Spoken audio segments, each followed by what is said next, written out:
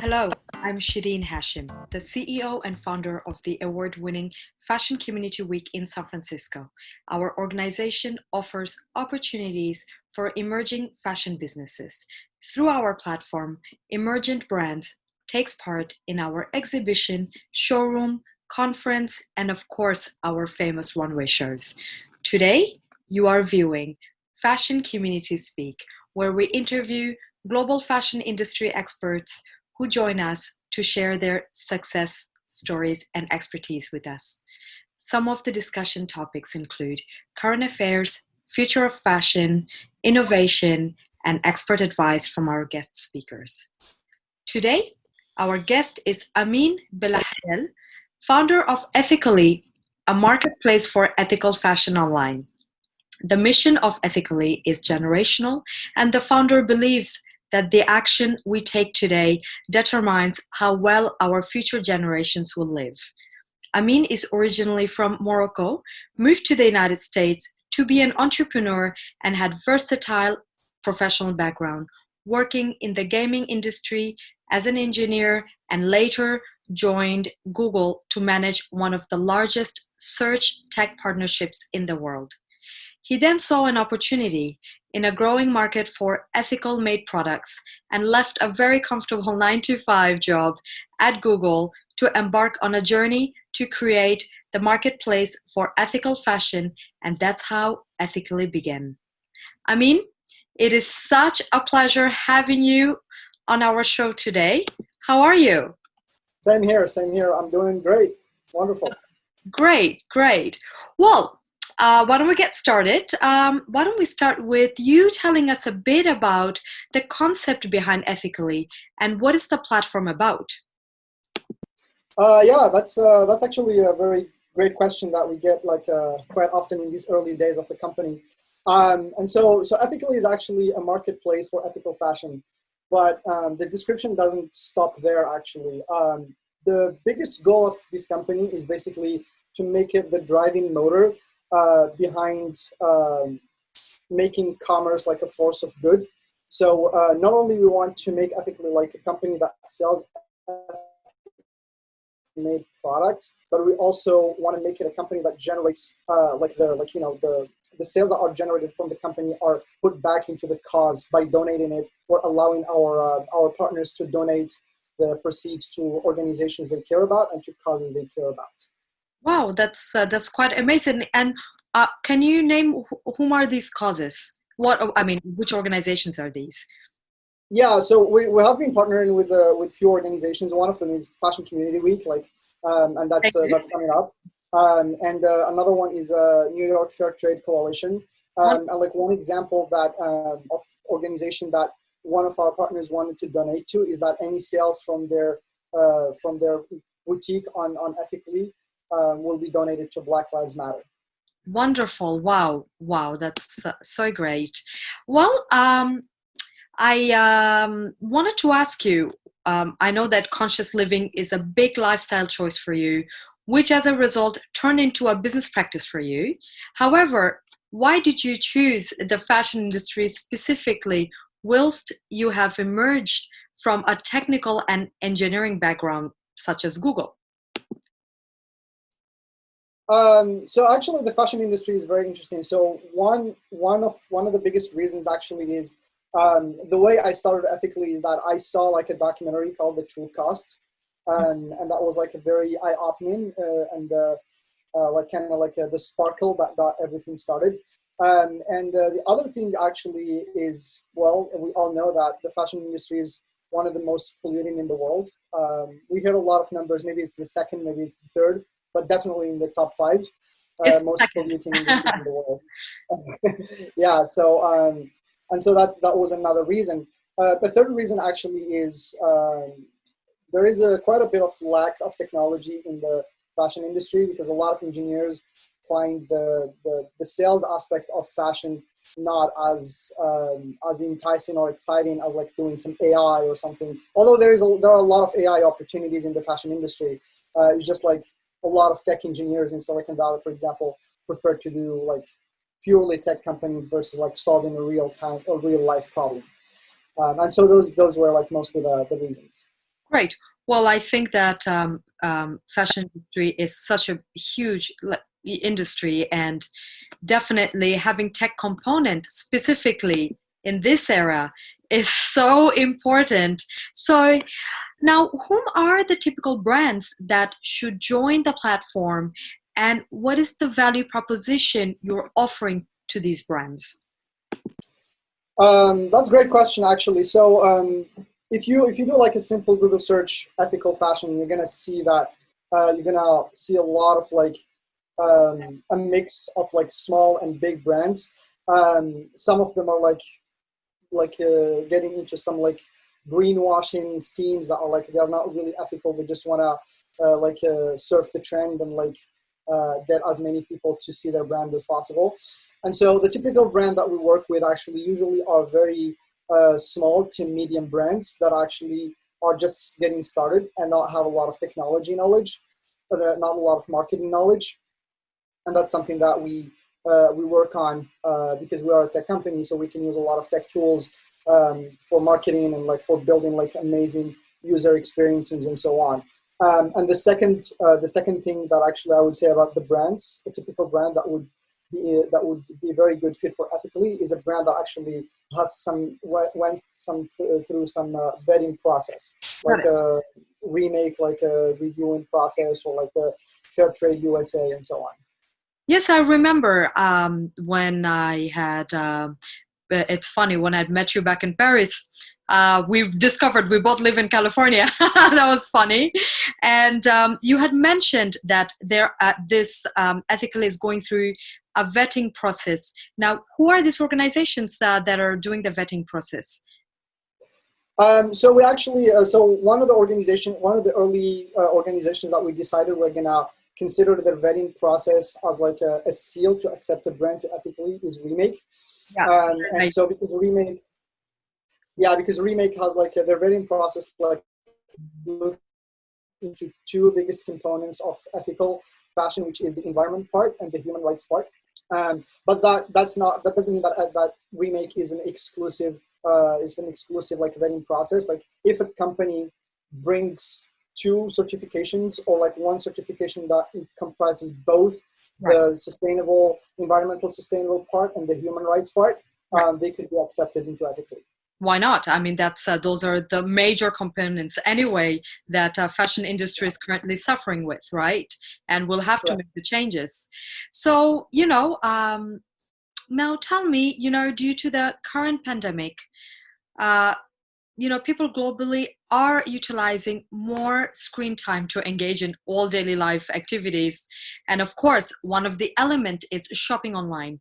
Do you think this will stay as a permanent practice for consumers, or people will go back to shopping at brick and mortar stores? That's very interesting actually. Um, Before the pandemic started, actually, even with all the crazy growth that e-commerce was knowing, it was still hovering around 5% of all shopping numbers. And shopping is like not a multi-billion; it's $1 trillion Sure. thing. And so, Apparel specifically now. yeah, apparel is like multi-hundred billion dollars.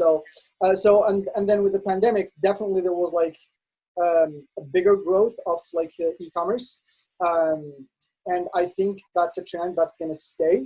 Um, does that mean that brick and mortar is completely dead? I don't believe so, but we're gonna definitely see a lot of like changes in the layout of how like the stores are made, Right.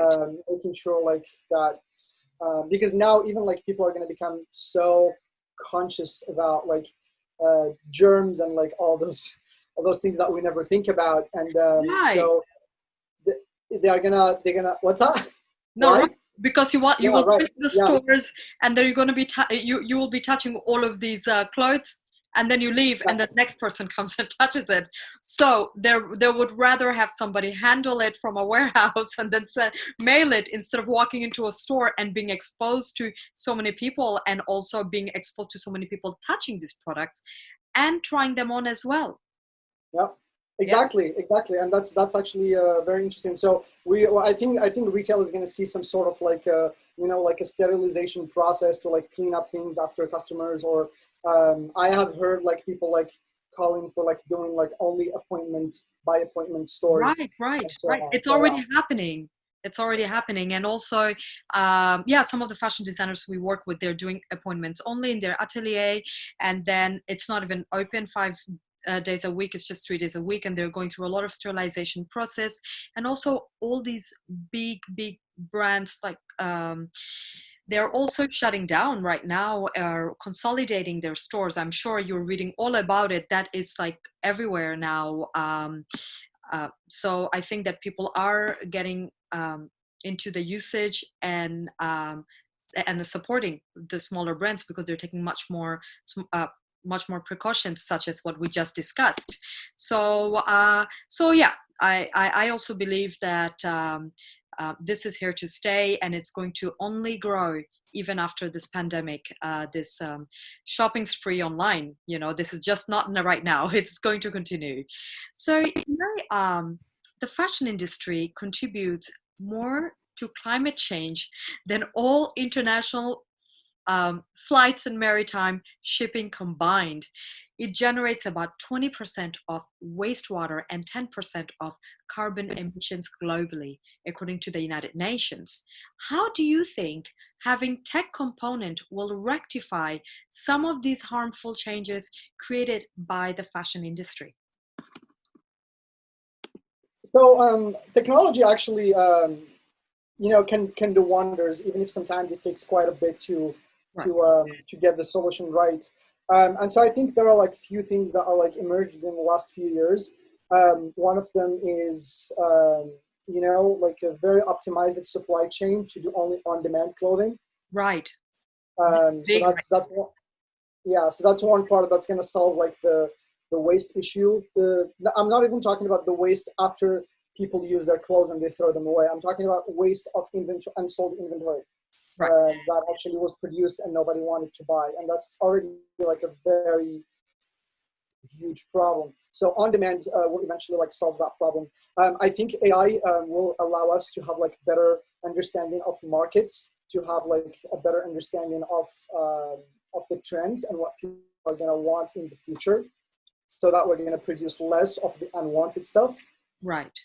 So that's going to be very helpful. Another issue is with the returns, and I think technology, still in the early days, but I think like with AR and like the ability to like have people see how something is going to look like, probably going to change things in the future, so that we're going to see less returns. It's still in the early days though, but I think there are like very strong development there. A lot of companies are working on it. Right. So these are like about three things that I see that will help with the waste and the pollution issue. Absolutely. And I just recently read it. I don't remember. I think it was on Business of Fashion, I believe, where they talked about their technologies built for discarded, all these discarded unwanted clothing, red tag clothing that that are not suitable in the boutique, or they want to bring in new season collection. They don't want to be ended up in the landfill. So a lot of this, before the technology, a lot of the designers are also donating these clothes to some sewing homes where for young designers, but also there are some technologies to basically take care of it. But of course, we'll have to wait and find out what those technology is that will help with this part.